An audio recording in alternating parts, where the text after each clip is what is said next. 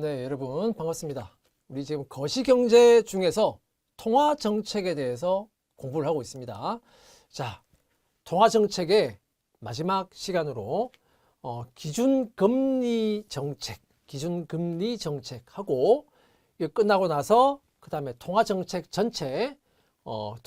전체적으로 통화정책의 한계는 무엇인가 이 부분을 함께 보겠습니다.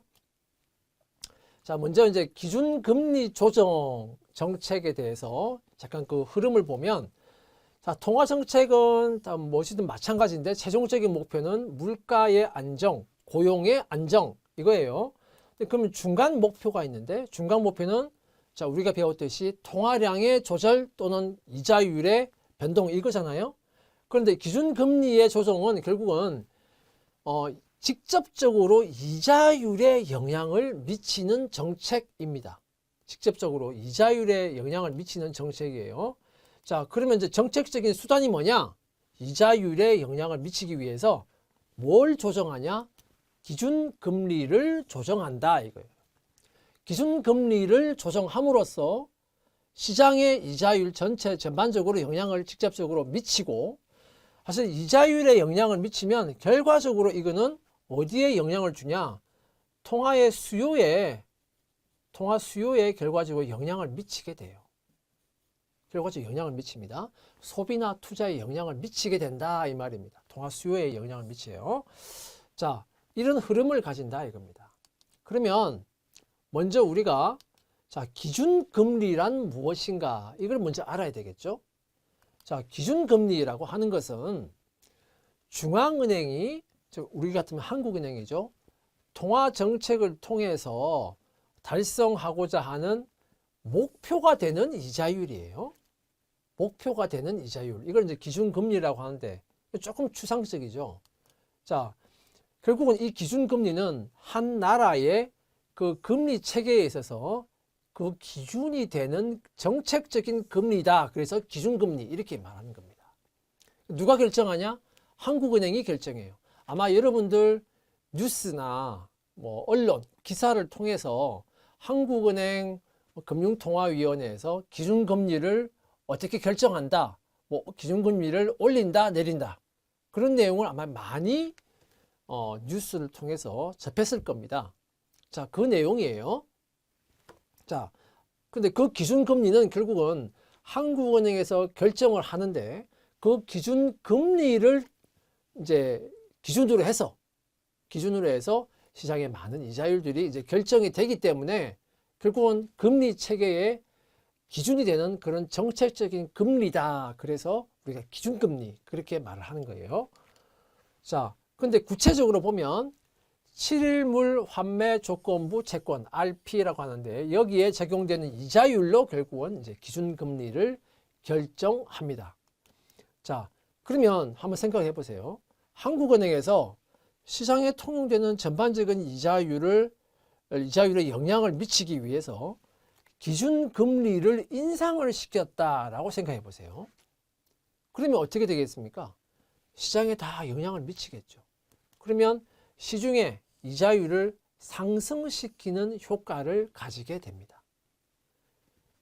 기준금리를 인하시키면 반대로 시중의 이자율을 인하시키는 효과를 가지게 되겠죠. 그죠? 자, 그러면 기준금리의 인상 또는 인하를 통해서 어디에 영향을 미친다? 시중의 이자율에 직접 영향을 미치려고 하는 거예요. 왜 이자율에 영향을 미치냐? 그 이자율은 가계의 소비, 기업의 투자 등등에 많은 영향을 미치거든요. 우리 봤지만 이자가 오르면 그 이자 부담이 겁이 나서 대출을 많이 못 받게 되죠. 기존의 대출도 상환을 하려고 합니다. 그죠? 그렇게 되면 당연히 통화 수요가 줄어요. 통화 수요가 주니까 소비나 투자가 줄어들죠. 그죠? 자, 그런 소비나 투자에 당연히 영향을 미치게 되기 때문에 그를 위해서 기준금리를 인상시키거나 인하시키는 겁니다. 자, 그런데 우리가 통화정책의 큰 틀을 보면 이제 두 가지가 있었잖아요. 통화량을 조절하는 거. 두 번째는 기준금리를 통해서 이자율에 직접 영향을 미치는 것. 자, 이렇게 두 가지가 통화정책의 큰 방향이었는데 금융시장의 발전 정도가 높은 그런 선진국일수록 통화정책의 중간적인 목표를 통화량 자체를 조절하는 것보다는 이자율을 통해서 조절하는 것을 더 선호합니다. 더 선호해요. 그래서 우리나라도 통화량을 직접적으로 조절하는 것보다는 이자율을 좀 더 중시하고 있습니다. 중시하고 있어요. 그래서 우리나라 한국은행에서 기준금리를 인상시킨다, 뭐 이런 뉴스가 그래서 언론에 잘 나오는 겁니다. 우리나라에서도 자, 이 기준금리를 통해서 이자율에 영향을 미치는 그런 통화정책의 중요도가 더 중시되고 있다. 이거예요. 자, 미국의 기준금리가 어떻게 됐는데 우리나라도 그에 따라서 어떻게 됐다. 뭐 이런 류의 뉴스가 많이 나옵니다. 여러분들 한번 찾아보세요. 자, 그러면 이제 경기가 만약에 좀 과열되어서 물가가 오르고 인플레이션이 발생한다. 자, 그런 상황을 한번 생각해 봅시다. 그때는 어떻게 해야 될까? 기준금리를 인상시킵니다. 지금 물가가 막 상승하고 있잖아요. 그런 상황에서는 기준금리를 인상을 시켜서 시중의 전반적인 이자율을 높여요. 상승을 시킵니다. 그러면 당연히 대출은 줄고 이자율이 오르니까 예금은 증가됩니다. 예금은 증가돼요. 자, 그러면은 결국은 대출이 줄어들었기 때문에 결국은 사람들이 또는 기업들이 가지게 되는 돈은 줄어든 겁니다. 소비가 줄고 투자가 줄어요. 그러면 총수요를 억제시키는 효과를 가지게 됩니다. 총수요가 억제되니까 당연히 총수요를 억제하니까 총수요 곡선을 왼쪽으로 이동시키는 결과가 나오게 되죠. 자, 그렇게 되면서 물가 상승을 억제시키는 겁니다. 자, 반대로 경기가 침체되어 있다. 자, 이런 국면은 이제 반대로 하겠죠. 기준금리를 인하시킵니다. 경기가 침체되어 있다는 것은 기업에서 재화나 서비스를 생산해도 누군가 사가지를 않아요. 팔리질 않는 거예요. 재고만 쌓여요. 그러니까 생산을 줄여요. 그럼 고용도 줄어들어요. 실업자도 발생해요. 자, 그런 상황이잖아요. 자, 기준금리를 인하시킨다 이겁니다. 그래서 이자율을 전반적으로 하락시키고 그래서 어떻게 합니까? 대출을 증가시키고 반대로 예금은 감소시키는 겁니다. 대출을 증가시키는 거예요. 자, 그러면 대출이 더 증가되니까 사람들은 더 많은 돈을 가지게 돼요. 그래서 소비와 투자를 증가시키게 되고 이는 곧 총수요의 증가를 의미하죠. 총수요가 증가되면 총수요 곡선은 오른쪽으로 이동하게 됩니다. 그래서 자, 경기가 회복되는 국면으로 나가게 한다 이 말입니다. 기준금리를 통해서 자, 이렇게 경기에 그리고 물가에 영향을 미친다 이거예요. 자, 이제 기준금리를 인하했다라고 가정을 해봅시다. 인상했다 그러면 반대로 가겠죠. 자, 기준금리를 인하했다. 자, 그때 효과가 어떤 경로로 이루어지나 봅시다. 자, 화폐 시장에서 처음에 자, 화폐 수요 곡선이 이렇게 있고 화폐 공급 곡선이 있어요. 그런데 그러면 지금 여기서 지금 기준금리가 R1으로 이렇게 설정이 되어 있는 거예요. R1으로 설정이 되어 있다 보니까 이자율이 너무 높아요. 그러니까 시장 전체적으로 보면 화폐 공급량에 비해서 화폐 수요가 작아요. 그럼 어떻습니까? 사람들이 화폐를 적게 가지고 있다는 거잖아요. 화폐 수요가 작다는 것은 결국은 소비도 못하고 투자도 못한다는 이야기예요. 화폐 수요가 작다는 것은 돈을 적게 가지고 있으니까. 자, 그러면 이때는 어떻게 하겠습니까? 이때는 이건 결국 뭘 의미하냐? 경기가 전반적으로 침체되어 있다는 것을 의미하게 되죠. 그래서 어떻게 하느냐? 기준금리를 R1에서 R2로 기준금리를 인하시킨다 이거예요. 그러면 이제 이 점에서 균형이 되겠죠. 그래서 기준금리를 이렇게 인하시키게 되면, 그러면 전반적으로 시중의 이자율에 영향을 미쳐서 이자율이 인하되는 효과를 가지게 되고, 그러면 기업의 투자가 과거에 R1일 때는 I1만큼의 투자가 일어났는데 금리가 인하되면서 기업의 투자가 이렇게 증가되어더라 이거예요. 투자 지출의 증가를 일으킨다. 자, 기업의 투자만 증가합니까? 아니죠. 개인의 소비도 증가하죠. 그렇죠? 그래서 개인의 소비, 기업의 투자 이렇게 증가시키는 효과를 일으키는 거예요. 기준금리의 인하를 통해서. 자, 그렇게 되면 자, 개인의 소비, 기업의 투자가 이렇게 지출이 증가하면 결과적으로 기업의 사회 전체적인 총수요가 증가하는데, 이게 총수요 곡선이 처음에 AD1이고 총 공급 곡선이 AS1이에요. 그래서 여기서 물가 P1, 균형 GDP, 국민소득이 이렇게 결정되어 있는데 균형을 이루고 있는 상황에서, 근데 여기서 어떻게 되냐?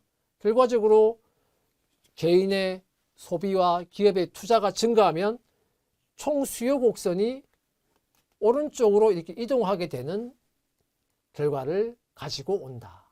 총수요가 이렇게 확대가 되면 새로운 균형점이 생기죠. 그럼 어떻게 됩니까? 자, 물가의 상승과 그리고 GDP, 국민소득의 증가를 우리가 그런 효과를 가지게 된다. 그래서 결국은 어떻게 돼요? 경기가 좀 침체되어 있던 그런 상황에서 국민소득의 증가를 통해서 결국은 경기가 회복되는 그런 역할을 하게 되는 겁니다. 기준금리의 인하를 통해서. 자, 그 과정에서 당연히 물가 수준은 이제 올라가겠죠. 전체적인 수요가 증가하면 물가는 올라가는 거예요. 물가는 상승하고 실질 GDP의 증가, 즉 국민소득의 증가가 이루어진다. 그래서 경기가 회복될 수 있다 이 말입니다. 자, 그러면 이 기준금리 조정 정책의 한계를 한번 보겠습니다. 한계. 자, 근데 기준금리가 만약에 기준금리를 경기를 진작시키기 위해서, 경기를 회복시키기 위해서 계속해서 기준금리를 낮춘 거예요.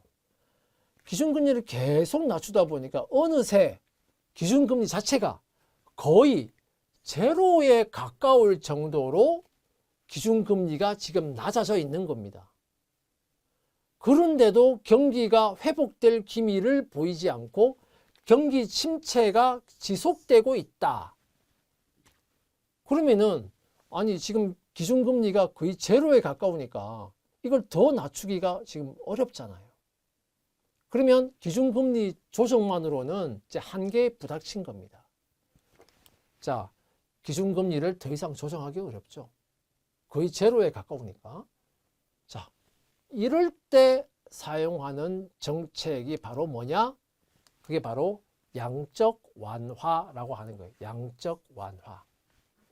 아마 양적 완화라고 하는 것도 아마 여러분들 언론을 통해서 많이 보셨을 겁니다. 언론을 통해서 많이 보셨을 거예요.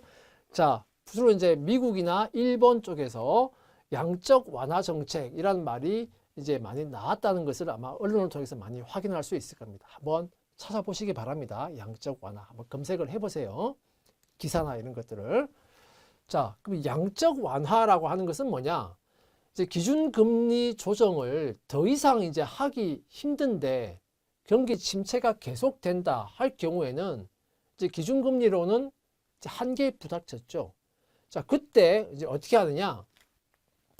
공개시장에서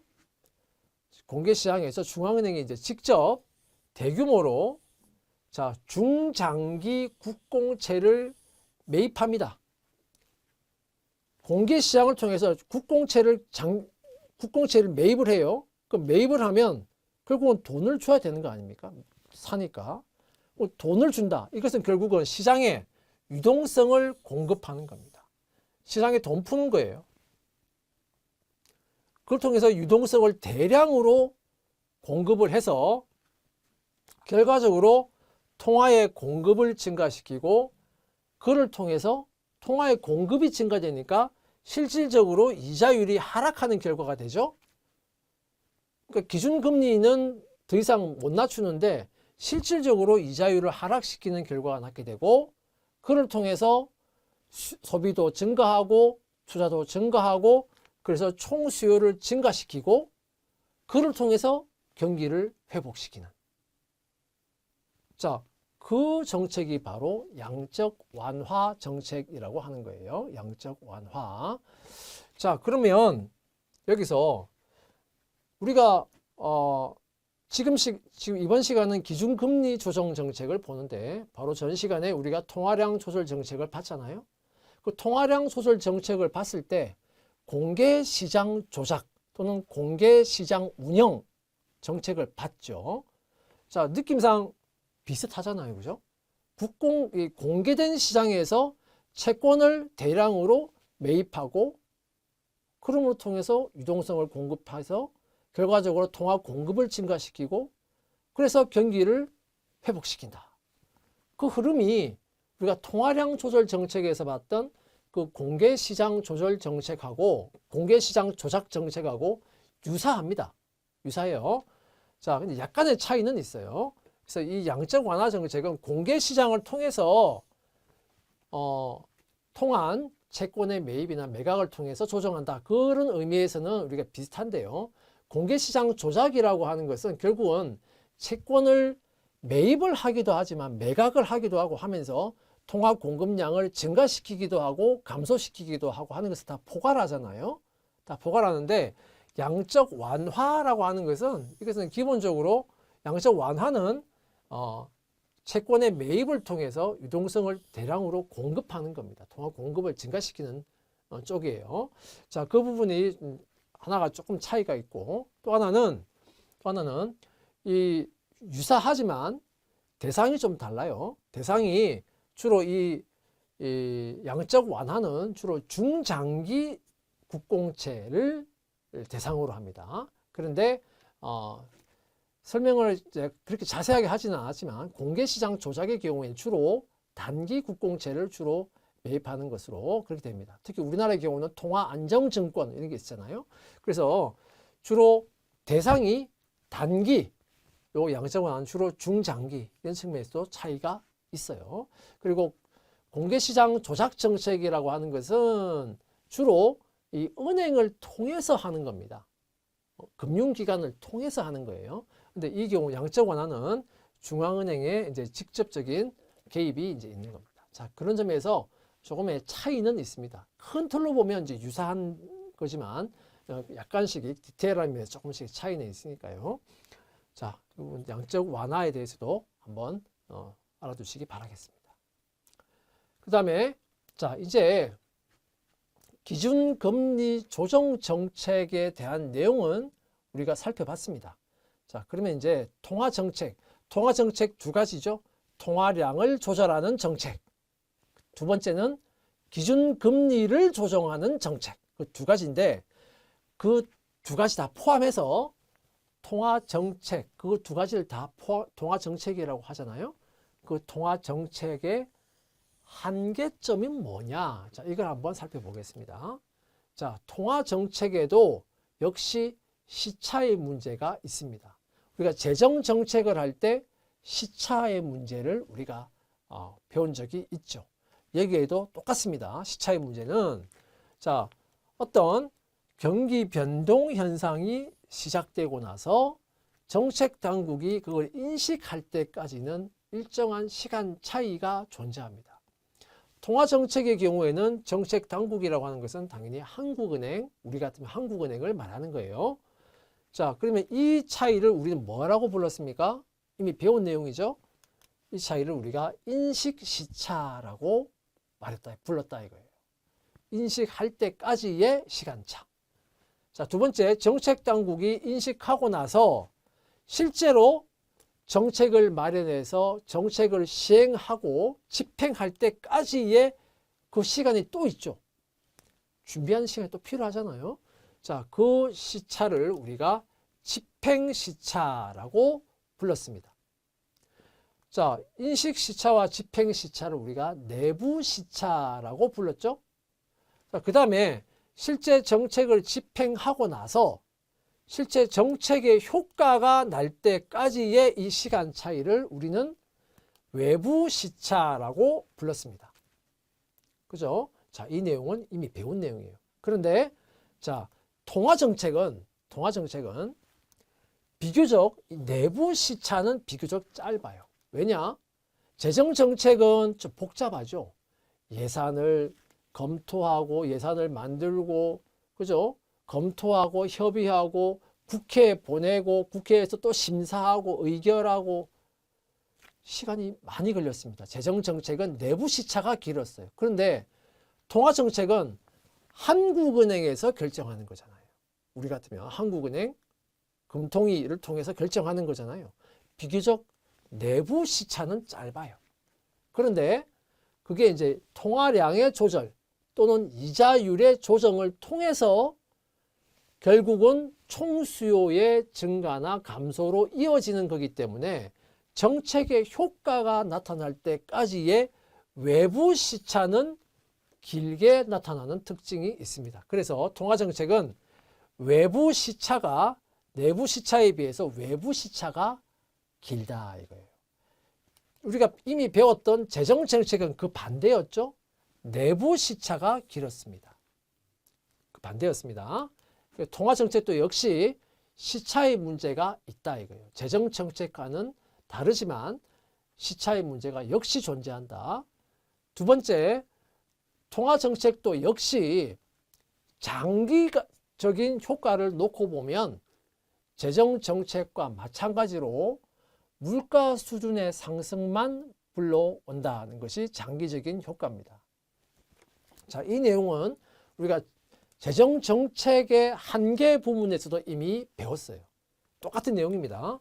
자, 실질 GDP가 가로축, 물가 수준이 세로축, 그죠? 그리고 총 수요 곡선은 이렇게 우하향하고 있죠. 총 공급 곡선. 그런데 지금 장기적인 효과를 보는 거니까 총 공급 곡선은 장기 총 공급 곡선을 봐야 돼요. 그것은 수직선이었습니다. 수직선이었어요. 완전 고용 상태의 GDP 수준에서 수직선으로 나타났습니다. 자, 결국은 만약에 이 통화 정책에서 이 상황에서 이제 균형 물가 수준이 P2였다라고 생각해 봅시다. 자, 여기서 이제 통화 정책을 시행했다. 확대 통화 정책을 시행했어요. 그래서 뭐 통화량 조절을 통해서 통화 공급을 증가시키든 기준 금리를 인하시키든 간에 어쨌든 확대 통화 정책을 시행했다. 그러면 결과적으로 총 수요가 증가하게 되는 거죠. 그러면 확장적인 통화 정책으로 자, 총 수요가 이렇게 증가하게 되더라.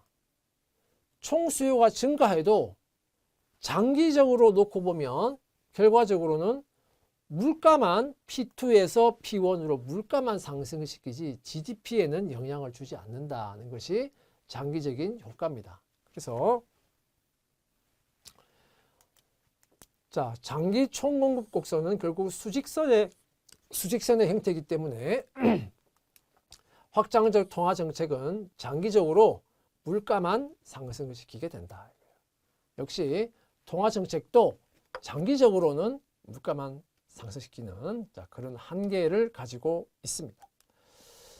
자, 참고 자료 보시고요. 자, 이상으로 통화 정책에 대한 강의를 마치겠습니다. 수고하셨습니다.